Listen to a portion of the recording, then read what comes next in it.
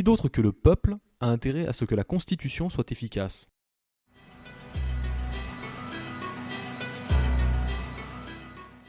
C'est exact, le peuple ne doit pas demander à ses représentants d'écrire la Constitution.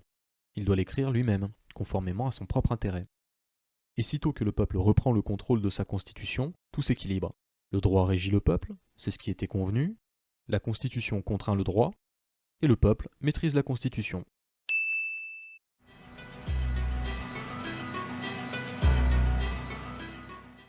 Voici le résumé des principes mis en œuvre.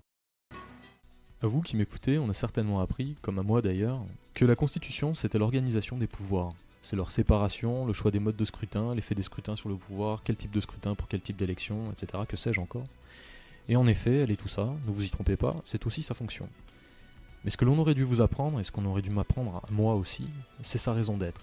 Et sa raison d'être, ce n'est pas simplement l'organisation des pouvoirs, c'est surtout la limitation de l'exercice du pouvoir, je dirais même le contrôle de l'exercice du pouvoir, afin de garantir la protection du peuple contre les abus de pouvoir, et afin surtout d'assurer au peuple que sa souveraineté ne sera jamais bafouée. Alors rappelez-vous, c'est très important, c'est au peuple qu'il appartient d'écrire la Constitution, et ce en toutes circonstances. Car elle n'est pas seulement ce que les professionnels veulent qu'elle soit, c'est-à-dire l'organisation du pouvoir, elle est surtout la protection du peuple contre les abus du pouvoir.